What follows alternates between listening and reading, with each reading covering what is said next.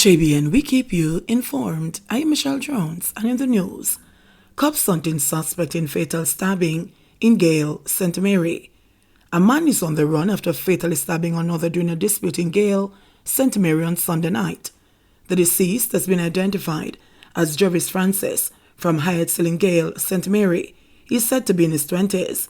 It is reported that shortly before 9 p.m., relatives of the deceased were engaged in an altercation with the suspect. Francis was informed of the dispute and went to the man's house to confront him. An altercation later developed between the men, during which Francis was allegedly stabbed in the neck. He was assisted to the hospital by relatives, where he later died. Francis's attacker reportedly fled the area shortly after the incident. The St. Mary police have since launched a manhunt to apprehend the suspect. Child dies after being hit by a car in St. James. A child has died after being struck by a motor vehicle along the Lilliput Main Road in St. James on Monday morning.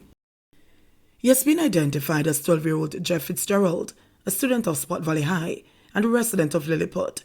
The child was on his way to school when he was struck by a Nissan Eddy wagon that operates as a public passenger vehicle along that stretch of roadway.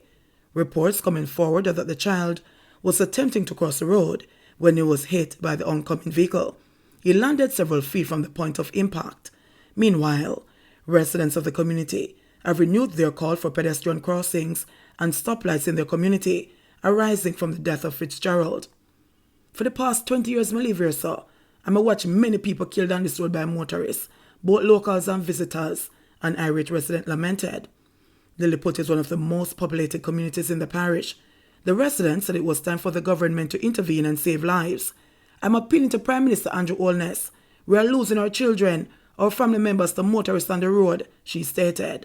The area is renowned for frequent accidents, many of them deadly. Dancehall artist Tommy Lee at KPH after prison beating. Dancehall artist Tommy Lee Sparta is now receiving treatment at the Kingston Public Hospital KPH after he was badly injured in a physical altercation at the Tower Street Adult Correctional Center in downtown Kingston early Monday. The incident reportedly involved correctional officers. Tommy Lee, whose given name is Leroy Russell, was first taken on a stretcher to the medical facility at the prison for treatment before he was transferred to the Kingston Public Hospital. It is unclear what triggered the altercation. In March last year, Tommy Lee Smart was sentenced to 3 years in prison for illegal possession of a firearm and 2 years for illegal possession of ammunition. He pleaded guilty to both offenses. The entertainer was arrested in December 2020 after he was found with the illegal gun along Holborn Road in New Kingston. House Speaker and co-accused freed in illegal dumping case. House Speaker Marissa Dalrymple Philibert and her 2 co-accused have been freed in their illegal dumping case. She, her son Giovanni Philibert, and her gardener Simon Sanchez were acquitted in the St. Anne Parish Court today, following a no-case submission by their attorneys Peter Champagne and Tom Tavares Svensson. Dalrymple Philibert, who is also a member of Parliament for South Trelawney for the ruling Jamaica Labour Party, her son and Sanchez were jointly charged with breaches of the National Solid Waste Management Authority Act. The police had reported that they were allegedly caught dumping garbage at the side of the road near Salem in St. Anne on August 15. In court today, the attorneys argued that the trio did not have a case to answer. Previously, the lawyers argued that their clients should not have been charged as they complied after being instructed by the police to take up the garbage. The defense further argued that the accused should have been ticketed for the offense instead of being hauled before the courts. UK deportation to Jamaica delayed until after royal visit.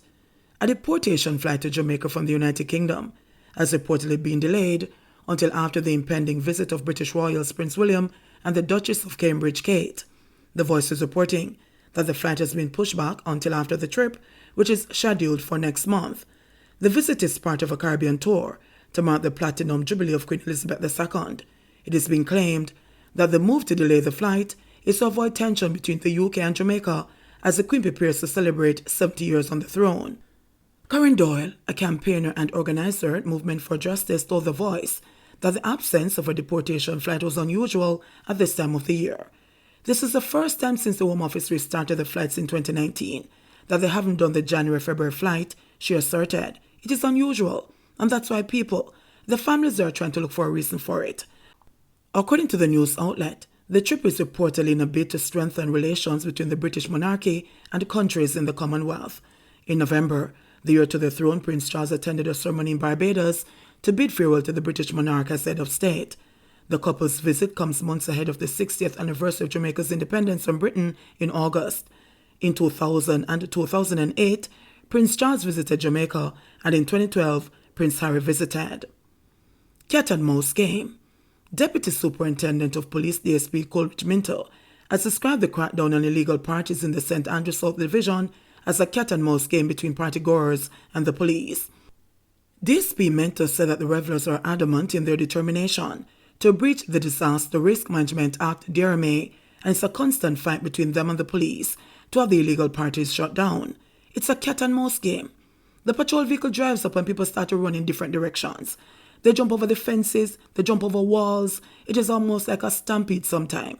By the time there's an enforcement, you're able to hold just maybe the persons who own the music equipment and doesn't want to run away, leave them.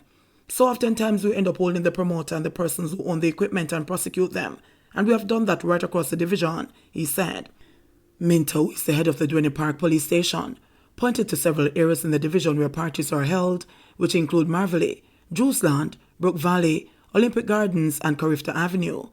We have illegal parties right across the division, and we have been doing a lot of enforcement. You'll find that once you close a party today, another person does another tomorrow, he said in a recent interview. Data provided by Commanding Officer for St. Andrew South, Senior Superintendent Kirk Ricketts, show that up to February 13 this year, 178 illegal parties were shut down and 84 arrests made. Further, the data showed that 1,285 people were warned for breaches of the Disaster Risk Management Act DRMA, and 33 sound systems, including laptops and speaker boxes, seized.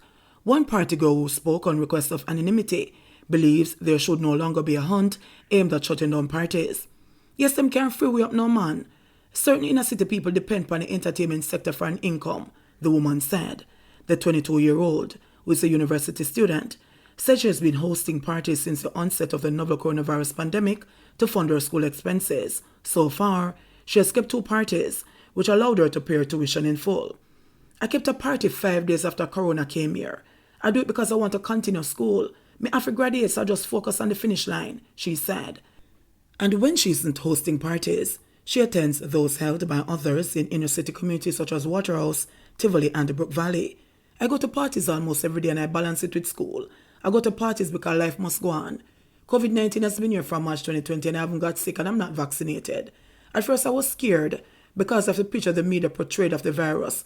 But from I realized that nothing harm to me, she added, noting that the parties help with crime control as there is more focus on enjoyment from the festivities.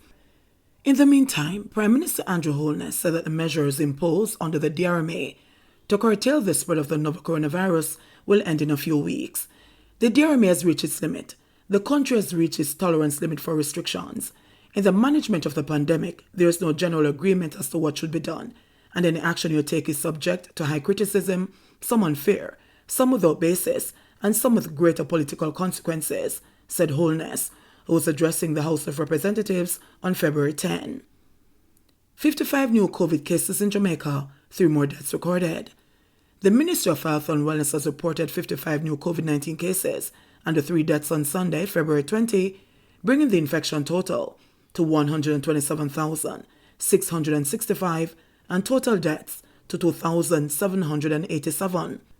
The new cases comprise 32 females and 23 males, with ages ranging from 4 months to 93 years. The cases were recorded in Kingston and St. Andrew 11, St. James 8, Westmoreland, Manchester and St. Catherine 6 each, Clarendon 5, Trelawney and St. Anne 4 each, St. Elizabeth and Hanover 2 each, and St. Thomas 1. The deceased are an 86-year-old female from Westmoreland, a 79-year-old female from Westmoreland, and a 96-year-old female from Westmoreland. The deaths occurred between January and February 2022. There were 176 recoveries in the last 24 hours, bringing the total to 79,279. Currently, 192 people are hospitalized, 18 of which are severely ill, while 6 are critically ill and 43 are moderately ill. The Health Ministry has reported a positivity rate of 9.4%. JBN, we keep you informed. Please remember to subscribe, like, share, leave us a comment, and click the notification bell to receive our daily news items.